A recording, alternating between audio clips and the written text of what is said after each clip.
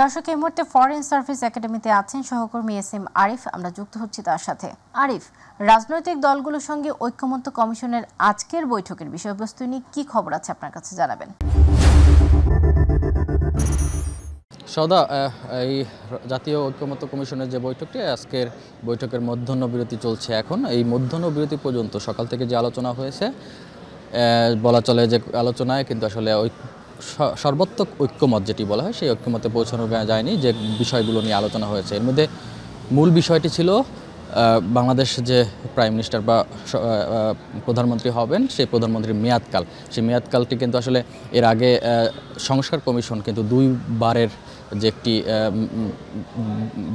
বেঁধে দিয়েছিলেন সেই বিষয়টি নিয়ে আলোচনা হয়েছে এবং দলগুলো আসলে এই বিষয় নিয়ে আলোচনার মধ্যেই কিন্তু ২০ মিনিটের মতো নিজেদের মধ্যেও আলোচনা করেছেন এবং সেই সুযোগটি ঐক্যমত্য কমিশন করে দিয়েছিলেন। এবং এই দলগুলো আসলে এখন পর্যন্ত যারা রাজনৈতিক দলগুলো রয়েছে তারা বলেছেন যে এখন পর্যন্ত যে ঐক্যমত্যে তারা যতটুকু পৌঁছতে পারছেন সেটি হলো ১০ বছর মেয়াদ এই প্রধানমন্ত্রীর মেয়াদ হবে। সেখানে সেই মেয়াদটি কয়বারের মেয়াদ হবে সেটি নিয়ে এখনও আলোচনা বা চলবে। তবে বাংলাদেশের প্রেক্ষাপটে যেটি জানেন যে ৫ বছর করে প্রধানমন্ত্রীর মেয়াদ হয়, সেক্ষেত্রে ১০ বছরের বেশি আসলে এই কেউ প্রধানমন্ত্রী থাকতে পারবেন না। এই বিষয়ে আসলে ৩টি দল ব্যতীত সবগুলো রাজনৈতিক দলের ঐক্যমত হয়েছে। এটি আসলে রাজনৈতিক দলগুলো যারা কথা বলেছেন আমাদের সাথে মধ্যাহ্ন বিরতির সময় তারা জানিয়েছেন। তবে এই বিষয় নিয়ে আরও আলোচনা দরকার এবং এই বিষয়টির পাশাপাশি কিন্তু আসলে প্রধানমন্ত্রী এবং রাষ্ট্রপতির ক্ষমতার ভারসাম্যের বিষয়টিও চলে আসে,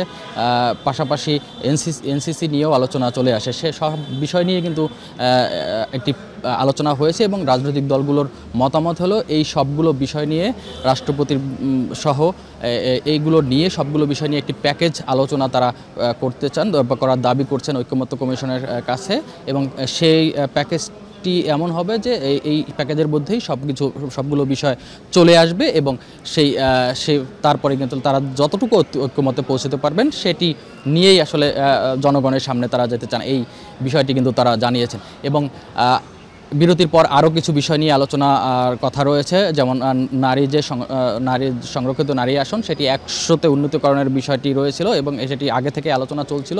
সেটির বিষয়ে আলোচনা হবে, সেটি আসলে কিভাবে নির্বাচন হবে নারীদের এই ১০০ আসন, যদি ১০০ আসনই হয় সেটি কিভাবে নির্বাচন করা হবে সেই পদ্ধতি নিয়ে আলোচনা হবে। এবং পাশাপাশি আরও আলোচনা আছে রাষ্ট্রপতি নির্বাচন নিয়েও কিন্তু কয়েকদিন ধরে আলোচনা হচ্ছে, এখনও ঐক্যমতে কিন্তু পৌঁছতে পারেনি।